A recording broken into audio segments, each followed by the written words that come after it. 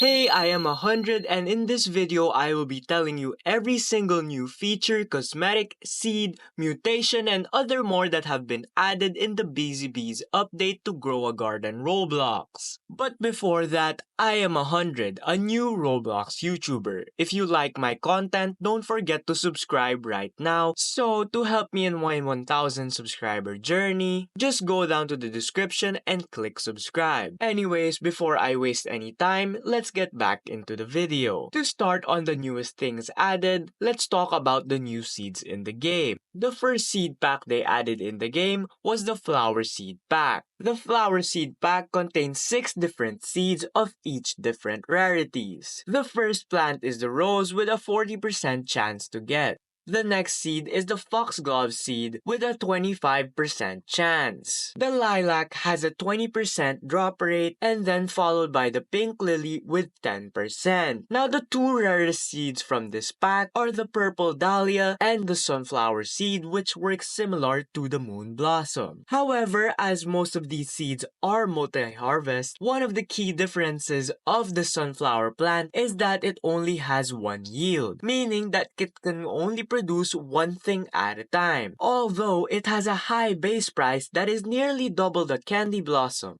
So, what do you think? Is it a good plant for this update? Comment it down below. But moving on, the honey shop added 2 more seeds aside from the flower seed pack. Think of this as the moon melon and the blood banana from the blood moon shop. The nectarine plant and the hive fruit cost 40 each, so I would recommend getting each of them as they show up in the shop, as they are quite rare like the moon mango. Speaking of honey, the next feature added was the honey compressor. The honey compressor allows you to make honey jars. Honey jars is a new currency added in this update, allowing you to buy all those new seeds I mentioned from before, and the new cosmetic items. To get honey, you would first have to get pollinated fruits, which leads me to the next thing, pollination. This is a new mutation added into the game that comes from the bee swarm event weather that comes every 1 hour. This event weather is replaced by the previously known moonlit and bloodlit nights, so you cannot get those again like the chocolate mutation. This is unless Jandal or the devs run admin commands in the game for that weather. Anyways,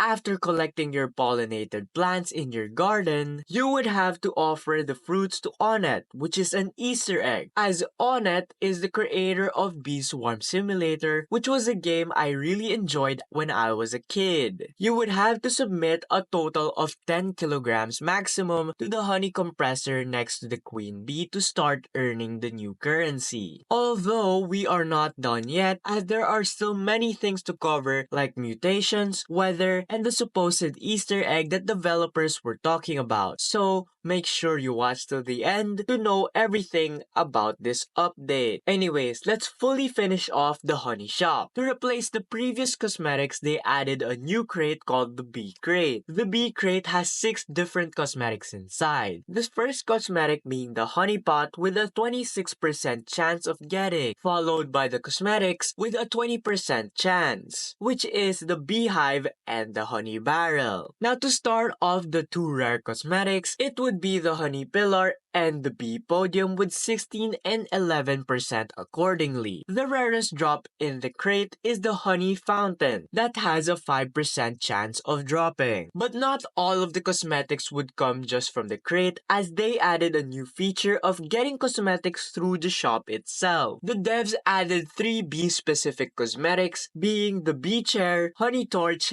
and the honey walkway that would look great with the new plants in these update. But the honey shop does not contain just different seeds and cosmetics. The shop also contains different new pets in the game, as the first pet added into the game is the bee, with a 65% chance to get. The bee makes a random fruit pollinated once every 25 minutes. This passive skill is guaranteed, which is alright, but the other pets in this egg are far better. The honeybee on the other hand has a chance to make a certain fruit pollinated. As for the bear bee, it's the first time the developers of the game will allow you to get a limited time mutation even after the event has ended. The bear bee will allow you to get a chance of getting your fruit pollinated. However, if it fails, the fruit will become honey glazed instead, which is one of the new mutations that I will talk about later in this video.